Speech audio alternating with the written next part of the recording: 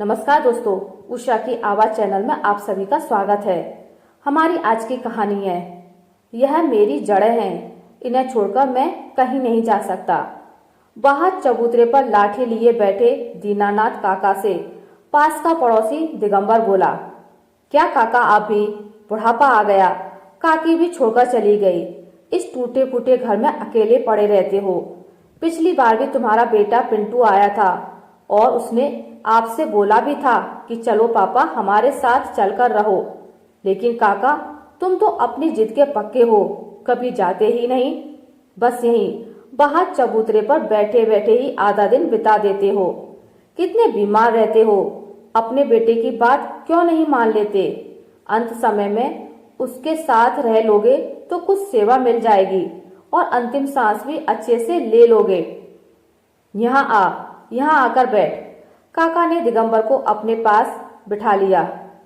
हाँ तो तू क्या कह रहा था कि मेरा लाल आया था और मुझे साथ चलने को बोल रहा था। तू बिल्कुल सही कह रहा है, वह हर बार आता है।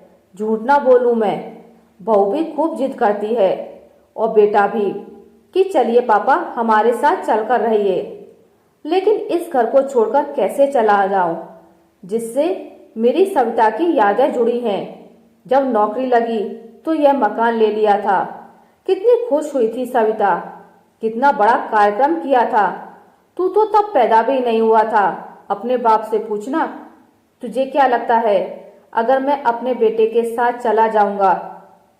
शायद मुझे अच्छे से रखे, लेकिन कुछ ही महीनों में वह बोल देगा कि पापा क्या वह गांव का टूटा फूटा घर अभी भी आपने बचा रखा है, उसे बेच दीजिए, शहर में ही कुछ ले लेते हैं। धीरे धीरे करके वह मकान बेचेगा, फिर खेत भी बेच देगा।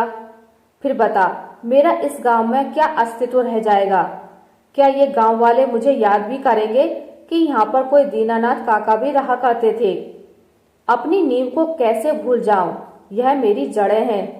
तू आजकल के बच्चों को नहीं जानता, बस स्वार्थ से जुड़े हैं। मानता हूं मैं बीमार रहता हूं, ठीक है, 70 वर्ष का हो चुका हूं। 5-10 साल और चलेगी ये गाड़ी, जैसे रह रहा हूं वैसे ही गुजर जाएंगे। और एक बात सुन, आजकल के बच्चे बात बात पर सुना देते हैं कि आपने हमें इसलिए पैदा किया ताकि बुढ़ापे में हम आपकी सेवा कर सकें। कम से कम मेरे बेटे को यह कहने का मौका तो नहीं मिलेगा कि मैं उसे इसलिए दुनिया में लाया। मैं नहीं चाहता कि अंत समय में बिस्तर पकड़ूं और मेरे बेटा बहू मेरी सेवा करें। जैसा हूं वैसा ही चला जाऊंगा, बस ऊपर वाले से यही कामना है। दिगंबर बोला, वाह काका, आपकी बात समझ में आती है, लेकिन एक बात बताओ, अगर तुम स्वर्ग सिधार गए तो भी पीछे से तुम्हारा बेटा यह मकान बेच ही देगा। फिर क्या कर लोगे?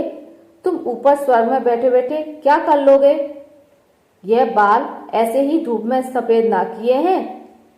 मैं अपने जाने से पहले ही यह मकान, वो जो सामने झोपड़पट्टी में गरीब लोग रहते हैं, जो जगह जगह अपना सामान लेकर घूमते रहते हैं, उनमें से किसी एक को दे दूंगा। उनके लिए तो यह स्वर्ग के समान होगा, जो मौसम बदलते ही अपना सामान लेकर इधर से उधर भटकते रहते हैं। मैंने देखा है, उनमें से एक के बेचारे के 5-6 बच्चे हैं। कैसे उसके बच्चे सोते हैं, कैसे उनके यहाँ खाना बनता है। काका, तुम क्या समझते हो कि वह मकान को नहीं बेचेंगे? तू क्या मुझे बेवकूफ समझता है? मैं लिख करके जाऊंगा कि यह मकान उनके नाम है, लेकिन वह इस मकान को बेच नहीं सकते। अगर ये इसको बेचेंगे तो यह सरकार की संपत्ति माना जाएगा, बस वह इसमें रह सकते हैं। क्या बात है काका, तुम्हारी बुद्धि की भी तारीफ करनी पड़ेगी। अब पता नहीं कानूनी दांव पेच के हिसाब से तुम्हारी बात कितनी सही है। अच्छा दिगंबर, चलता हूँ, अब चाय बना लूं, चाय की तलब लग रही है। रहने दो काका, आज तो तुमको मैं अपने घर की चाय पिलाता हूँ, रोज रोज तो तुम ही बनाते हो। तभी दिगंबर अपने घर से 2 कप चाय बना लाया और दोनों चुस्की लेकर पीने लगे।